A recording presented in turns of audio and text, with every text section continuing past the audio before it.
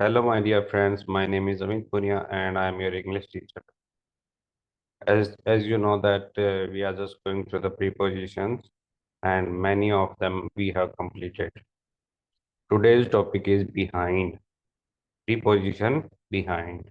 चलिए दोस्तों, इनका एक एक करके यूज देखते हैं। पहले तो पता लगाते हैं कि प्रीपोजिशन कहाँ कहाँ यूज होती है। The preposition behind shows position, यानी कि स्थिति, प्लेस यानी कि स्थान, टाइम समय, कोज कारण, स्पोर्ट समर्थन, कंपैरिजन तुलना, एंड सीक्रेसी गोपनीयता को दिखाने के लिए किया जाता है। इसका जो सामान्य अर्थ होता है वो होता है बैक ऑफ, यानी कि पीछे, आफ्टर बाद में, और हिडन फ्रॉम व्यू यानी कि दृष्टि से छिपा हुआ। हिंदी मीनिंग देखें तो दोस्तों, पीछे, पीछे की ओर, बाद में, कारण से, या फिर समर्थन में। देखो दोस्तों, मुख्यतः जैसे कि हमने आफ्टर का यूज देखा था, फॉर का यूज देखा था, फॉर का यूज के लिए और आफ्टर का यूज के बाद या से बाद के लिए, इसी तरह बिहाइंड का भी प्रयोग पीछे को दिखाने के लिए किया जाएगा। चाहे वो क्रम में पीछे हो, चाहे वो लेवल में पीछे हो, या वो प्लेस के अकॉर्डिंग पीछे हो, तो हम पीछे के सेंस में बिहाइंड का यूज कर लेते हैं। चलिए दोस्तों, इनको एक एक करके गो थ्रू करते हैं। फिजिकल पोजीशन यानी कि स्थान, किसी वस्तु या व्यक्ति के पीछे होने को दर्शाने के लिए उपयोग किया जाता है। जैसे कि the cat is sitting behind the door, बिल्ली दरवाजे के पीछे बैठी है। देखो दोस्तों, पीछे की ओर बैठी है मतलब किसी चीज के पीछे। School is behind the park, school park के पीछे है, यानी कि पार्क पहले आता है और उसके पीछे स्कूल है। She stood behind her brother, वह अपने भाई के पीछे खड़ी है।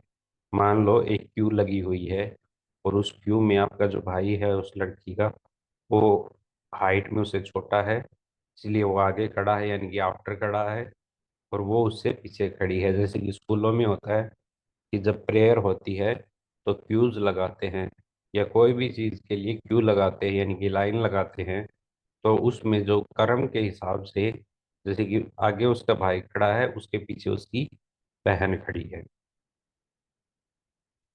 मूवमेंट फ्रॉम द बैक, पीछे से क्रिया, पीछे से होने वाली क्रिया या गति को दर्शाता है।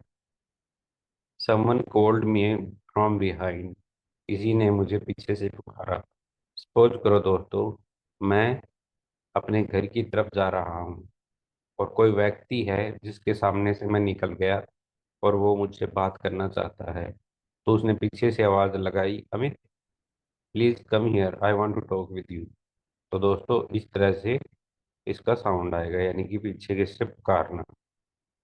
The thief attacked him from behind, suppose करो आपके पास अभी अभी आप मार्केट में गए हो, मार्केट से कुछ सामान खरीदा, फिर आप बैंक में गए, और आपका बस एक लड़का आपका पीछा कर रहा है, यानी कि आपके पीछे पीछे देख रहा है कि आप क्या क्या कर रहे हो।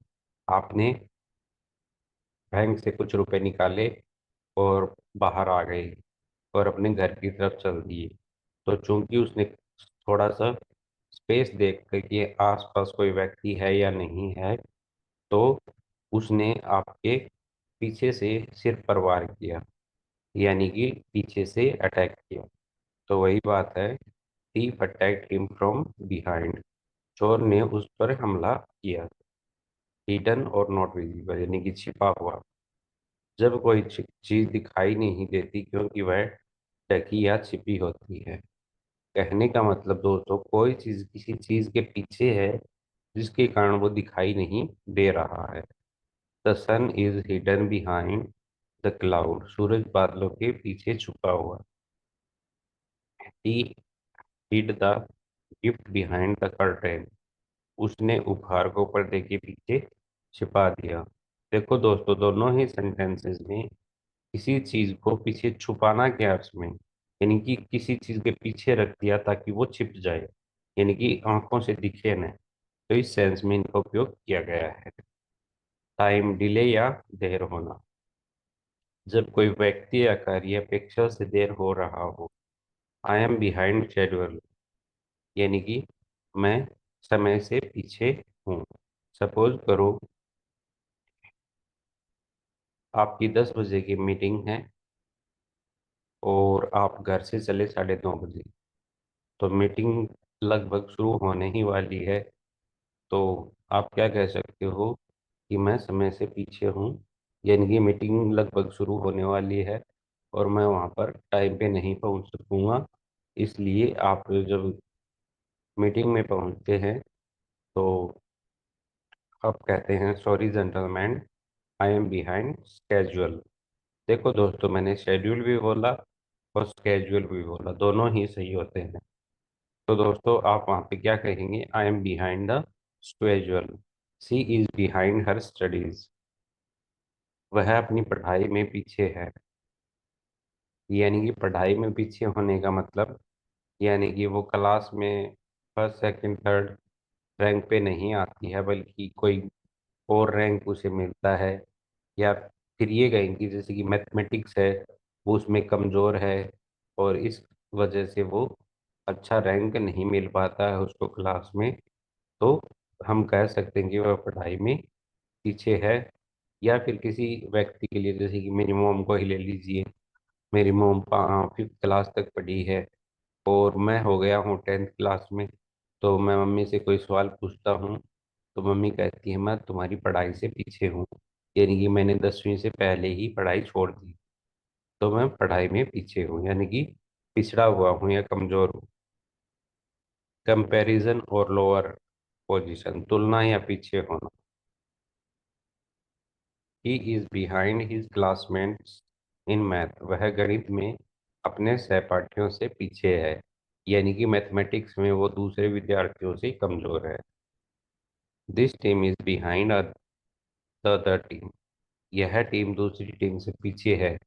मान लो कोई टूर्नामेंट चल रहा है और उस टूर्नामेंट में एक टीम है जो हर मैच जीतती जा रही है, लेकिन आप उससे 2 पॉइंट कम पीछे हैं। तो आपकी टीम क्या कहलाएगी, the team is behind other team. दोनों ही सेंटेंसेस में क्या हुआ है दोस्तों, कंपैरिजन बताया है क्लासमेट, जैसे कि क्लासमेट का ही से और अदर टीम का इस टीम से।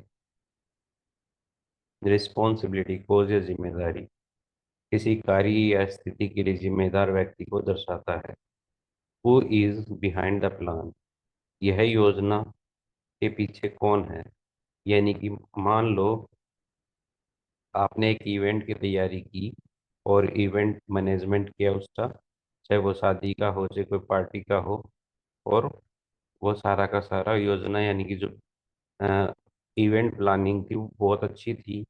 तो किसी ने पूछा कि who is behind this plan, who is behind this event plan, तो इस योजना के पीछे कौन है।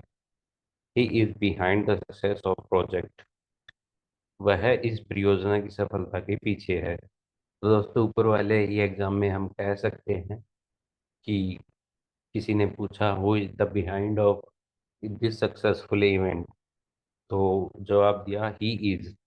मान लो मैं हूँ अमित, तो कहोगे कि Amit is behind success of this event या प्रोजेक्ट। सपोर्ट एंड एग्रीमेंट, यानी कि समर्थन, किसी व्यक्ति या विचार के समर्थन को दर्शाने के लिए। We are behind our leader, हम हमारे नेता के समर्थन में हैं। The public is behind this decision, यानी कि जनता इस निर्णय के समर्थन में है। सपोज करो दोस्तों, हमारे नेता पीएम नरेंद्र मोदी बहुत अच्छे नेता हैं। वो जो भी डिसीजन लेते हैं तो जनता उनका समर्थन करती है। तो हम कह सकते हैं public is behind the decision of our PM Narendra Modi. Next दोस्तों, फेलियर और इनकम्प्लीट वर्क, यानी कि अधूरा काम। जब कोई काम पूरा नहीं हुआ तो लक्ष्य न हासिल होना। He is behind on his payments, वह अपने भुगतानों में पीछे है। कहने का मतलब देखो दोस्तों, मैंने किसी से कुछ मनी बोरो ले रखी है और मेरी कमाई इस महीने की इतनी हुई नहीं, तो मैं अपने जो डेट्स हैं यानी कि जो पेमेंट्स हैं उनको चुकाने में थोड़ा सा असमर्थ हूँ। तो मैं कह सकता हूँ कि आई am behind on my payments. Company is behind on its targets. Company अपने लक्ष्यों के पीछे है। देखो दोस्तों, जिस कंपनी में भी हम काम करते हैं वे हमें मंथली या वीकली एक टारगेट देते हैं कि कंपनी का ये एक टारगेट है, इसे आपको एक हफ्ते में या जो भी टाइम वो निर्धारित करते हैं उस टाइम समय तक आपको पूरा करना है। अगर वो पूरा नहीं होता है तो क्या कहेंगे? The company is behind on its targets. Cause of emotion and action, भावना या क्रिया का कारण। किसी भावना या क्रिया के कारण को दर्शाता है। What is behind his anger, उसके गुस्से के पीछे का क्या कारण है? Hard work is behind her success, उसकी सफलता के पीछे मेहनत है। सीक्रेसी और हिडन यानी कि छुपा हुआ, जब कोई बात छिपी हुई या ज्ञात हो यानी कि अननोन हो। There is a story behind his smile, उसकी मुस्कान के पीछे एक कहानी है। यानी कि वो आज क्यों मुस्कुरा रहा है, उसके पीछे कोई ना कोई कारण है। सपोज करो आज मेरा रिजल्ट आया और मैं रिजल्ट देखकर बहुत खुश हुआ कि मैं मेरिट में आ गया हूँ, तो आज मैं सारा दिन खुश हूँ। तो मैं मेरे मुंह पर थोड़ी स्माइल है। तो कोई भी देख के ये बोलेगा आज यार अमित क्यों मुस्कुरा रहा है, इसकी स्माइल के पीछे क्या कारण है? The truth behind the accident shocked anyone, उस घटना के पीछे की सच्चाई ने सभी को चौंका दिया। सपोज करो दोस्तों कि मैं लगभग हमेशा उदास रहता हूँ और आज मैं मुस्कुरा रहा हूँ, और मेरे समझ लीजिए कि मेरी जो परीक्षा है उसका परिणाम मेरे फेवर में आया, इसलिए आज मैं खुश हूँ। तो एकदम से मैंने सभी को आके बोला अरे मैं तो जीत गया। तो यानी कि मेरी जो उस खुशी के पीछे जो कारण था उसने सभी को चौंका दिया। किस तरह चौंका दिया? क्योंकि अमित तो सदा बिना मुस्कुराए रहता है, आज वो इतना खुश क्यों है? शायद कोई ना कोई अच्छा कारण होगा। इस तरह से हम बता सकते हैं। तो दोस्तों, ये थे थोड़े यूज बिहाइंड के, और आशा करता हूँ आपको समझ में आए होंगे। आज के लिए इतना काफ़ी है। धन्यवाद।